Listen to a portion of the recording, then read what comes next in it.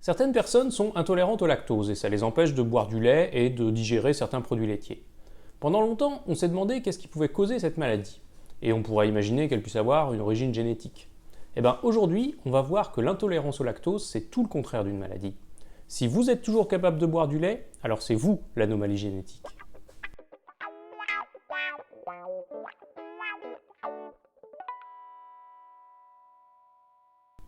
Commençons par dire que, sauf cas particulier heureusement rarissime, les enfants n'ont absolument aucun problème pour consommer du lait. C'est seulement une fois adultes que certaines personnes perdent la capacité à digérer le lactose, et donc c'est ce qu'on appelle l'intolérance au lactose. Alors, est-ce que ça touche beaucoup de monde?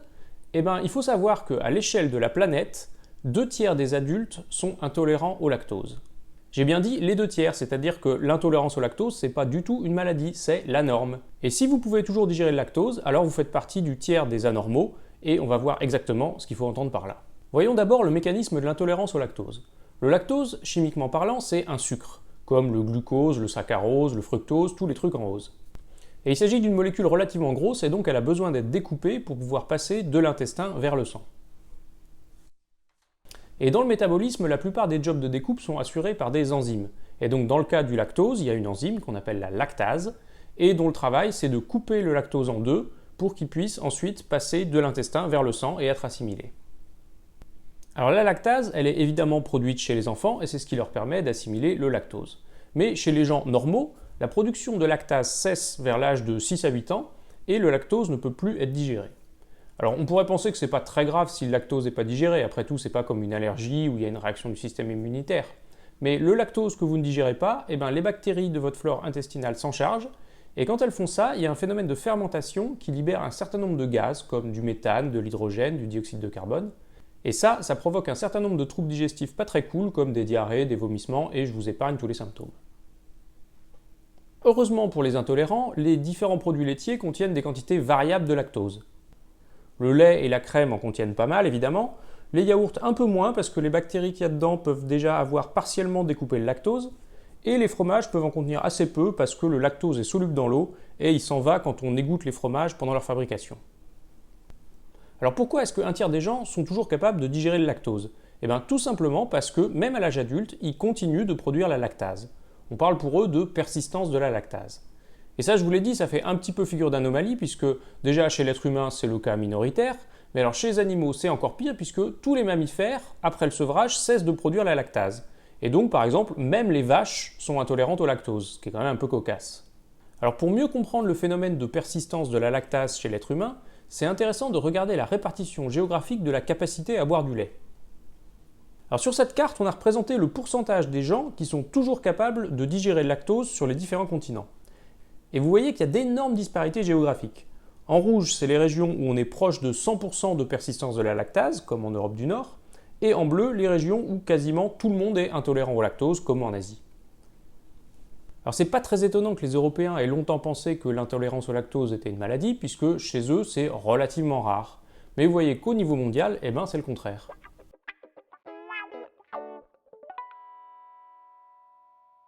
Alors quand on voit des disparités géographiques comme ça suggère fortement une cause génétique.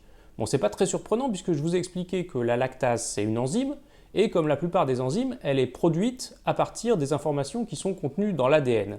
Il y a un gène de la lactase. Et ce gène, eh bien, il cesse d'être lu chez les adultes normaux, et donc la lactase n'est plus produite. Alors en analysant le génome de ceux qui sont toujours capables de digérer le lactose, des chercheurs se sont rendus compte qu'ils avaient tous une petite mutation dans leur ADN.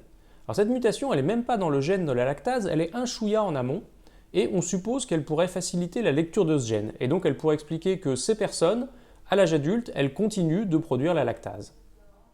Alors cette mutation, il en existe en fait plusieurs variantes, mais la principale, qu'on trouve notamment en Europe, les chercheurs ont essayé de déterminer où et quand elle était apparue pour la première fois.